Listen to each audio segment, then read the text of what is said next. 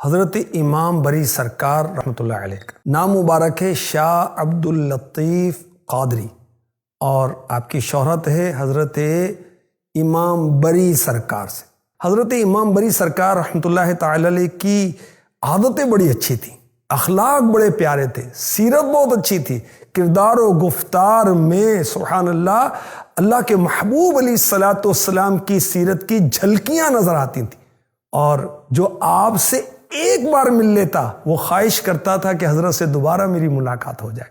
آپ کے ان اچھے اوصاف کی بنا پر کثیر لوگوں نے آپ کے صدقے میں قبول اسلام کا شرف حاصل کیا۔ اورنگزیب عالمگیر، یہ مشہور بادشاہ گزرا، اولیاء کرام سے محبت کرنے والا، جب حضرت امام بری سرکار رحمۃ اللہ علیہ کی خدمت میں حاضر ہوا تو حضرت درس قرآن میں مشغول تھے۔ اورنگزیب عالمگیر رحمۃ اللہ علیہ کے آنے کا آپ نے نوٹس نہیں لیا، درس قرآن جاری رکھا، تو اورنگزیب عالمگیر سمجھ گئے یہ سچے اللہ والے ہیں، یہ مرعوب نہیں ہوتے کسی شہزادے سے، کسی فوج سے۔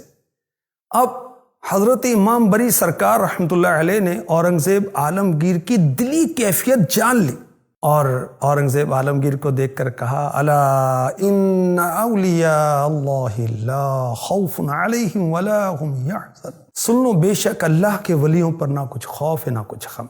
حضرت امام بری سرکار رحمۃ اللہ علیہ نے قرآن پاک کی تلاوت کی اور درس و تدریس میں مشغول ہو گئے۔ اورنگزیب عالمگیر کچھ دیر تک آپ کو دیکھتا رہا، پھر اس نے قرآن پاک کی تلاوت پڑھی۔ لوگ خود دیکھیں جی، یہ شہزادے اور بادشاہ بھی قرآن پاک کی تلاوتیں کرتے تھے۔ اطیعوا اللہ و اطیعوا الرسول و اولی الامر منکم، اعلیٰ حضرت نے ترجمہ کیا حکم مانو رسول کا اور ان کا جو تم میں حکومت والے ہیں، یعنی گویا وہ کہنا چاہ رہے تھے کہ میں حکومت والا ہوں، میری بات سنو، میری اطاعت کرو۔ حضرت امام بری سرکار رحمۃ اللہ تعالی علیہ نے اورنگزیب عالمگیر کی بات سنی، اس وقت آپ شہزادے تھے، تو کہا میں اللہ پاک اور اس کے رسول کی فرما برداری میں ایسا گم ہوں کہ مجھے امیر کی پرواہ نہیں۔ پھر درس قرآن میں مشغول ہو گئے، اور درس دیتے ہوئے فرمایا تمام تعریفیں اللہ پاک کے لیے جو حمد و ثنا کے لائق ہے اور ہر چیز پر قادر ہے، اس کا کوئی شریک نہیں، وہ ہر برائی اور عیب سے پاک ہے۔ اورنگزیب عالمگیر رحمۃ اللہ علیہ نے یہ انداز دیکھا تو بڑے متاثر ہوئے، گستاخی پر معذرت کی۔ حضرت امام بری سرکار رحمۃ اللہ علیہ نے معاف فرماتے ہوئے دعائے خیر سے نوازا، اور جب اورنگزیب عالمگیر نے ریکویسٹ کی کہ مجھے نصیحت کیجیے، تو سبحان اللہ حضرت امام بری سرکار رحمۃ اللہ تعالی علیہ نے دعا کی کثرت کرنے کی تاکید کی، نصیحت کی، اور کہا کہ جو شخص اللہ پاک سے دعا نہیں مانگتا اللہ اسے ناراض ہوتا ہے۔ دعا مومن کا ہتھیار ہے، دعا قبولیت کا یقین رکھ کر مانگنی چاہیے۔ شہزاد اورنگزیب عالمگیر رحمۃ اللہ علیہ نے حضرت امام بری سرکار رحمۃ اللہ علیہ سے دعا کے قبول نہ ہونے کے بارے میں پوچھا کہ دعا ہماری قبول نہیں ہوتی، اس کی کیا وجہ ہے؟ فرمایا کہ دعا کی قبولیت کے لیے حلال رزق بہت ضروری ہے۔ فرمایا کہ دعا کی قبولیت کے لیے ایک شرط یہ بھی ہے کہ انسان ہر وقت اپنے گناہوں کا اعتراف کرتا رہے، اپنی غلطیوں پر اللہ سے معافی مانگتا رہے، آئندہ کے لیے گناہوں سے بچنے کی کوشش کرتا رہے۔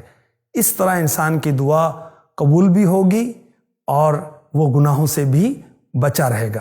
حضرت امام بری سرکار رحمۃ اللہ علیہ نے فرمایا ان قریب تم ہندوستان کے بادشاہ بنو گے، یاد رکھنا جب تک رزق حلال نہیں کماؤ گے، اپنی اولاد کو اچھی روزی نہیں کھلاؤ گے، تمہاری دعا قبول نہیں ہوگی۔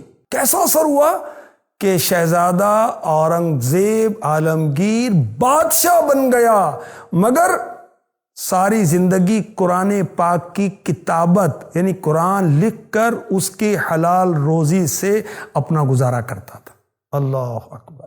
حضرت امام بری سرکار رحمۃ اللہ علیہ کے القابات ہیں شیخ المشائخ، سلطان السالکین، رئیس العاشقین، شیخ العارفین، پاک و ہند کے سلسلہ عالیہ قادریہ کے مشہور اولیاء میں سے آپ ہیں، سید گھرانے سے نسب ملتا ہے حضرت علی رضی اللہ تعالی عنہ سے۔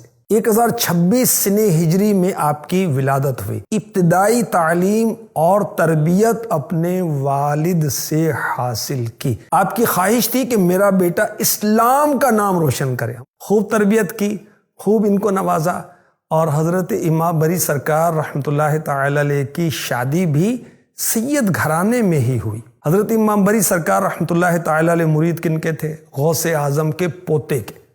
ان کا نام مبارک ہے جمال اللہ حیات المعروف بالا پیر رحمۃ اللہ علیہ۔ آپ نے 91 برس کی عمر پا کر دنیا سے پردہ فرمایا، اور ہزاروں لوگ آپ پہ مزار پر انوار پر حاضر ہو کر ایصال ثواب کے نذرانے پیش کرتے ہیں۔